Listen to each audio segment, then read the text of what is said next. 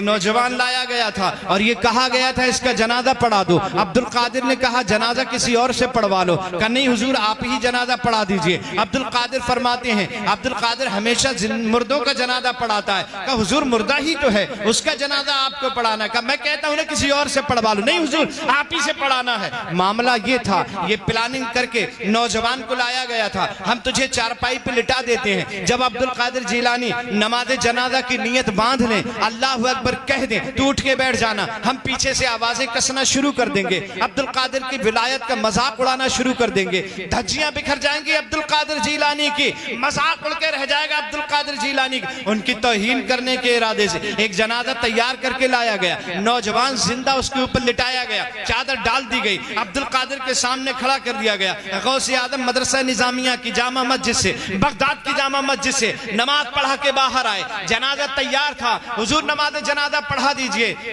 عبد القادر کہتے ہیں کسی اور سے پڑھوائے. نہیں حضور آپ سے پڑھوانے کا ارادہ ہے. کہا ٹھیک ہے مجھ سے پڑھوانے کا ارادہ ہے. جنازے کے سامنے بڑھے, مصلی بچھایا گیا, عبد القادر مصلی پہ کھڑے ہو گئے اور اس کے بعد فرمایا صفیں درست ہو گئیں؟ ہاں صفیں درست ہو گئیں. تو کہ میں نماز جنازہ کی نیت کر لوں؟ ہاں نماز جنازہ کی نیت کر لو. بھائی اتنا کہنا تھا. عبد القادر نے نماز جنازہ کی نیت کر لی. جب نیت باندھی تو پیچھے لوگ صف میں یہ سوچ رہے تھے اب نوجوان اٹھ کے کھڑا ہو جائے گا, اب غوث اعظم کا مذاق بن کے رہ جائے گا. پہلی تکبیر ہو گئی تھی, نوجوان نہیں اٹھا. اب دوسری تکبیر عبد القادر جیلانی نے کہہ دی, نوجوان نہیں اٹھا. باپ غصے میں ہے, چچا غصے میں ہے, پڑوسی غصے میں ہے, عبد القادر جیلانی کے دشمن غصے میں ہیں. یہ نوجوان اٹھتا کیوں نہیں, پلاننگ کے مطابق کام کرتا کیوں نہیں؟ اس سے کہا تھا تکبیر جب ہو جائے تو اٹھ کے بیٹھ جانا, ہم ہلہ کر دیں گے, چلانے لگیں گے, مذاق اڑانے لگیں گے. یہ اٹھ کر کیوں نہیں بیٹھ رہا ہے؟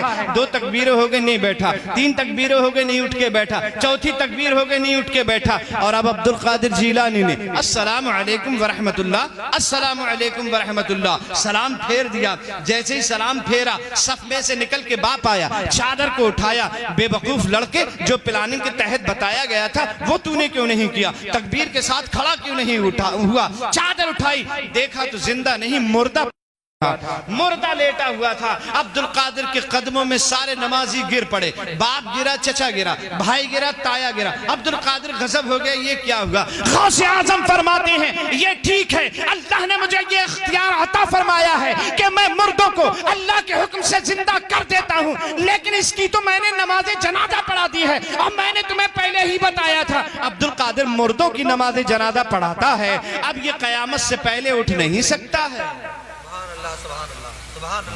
اب یہ قیامت سے پہلے نہیں اٹھ سکتا ہے.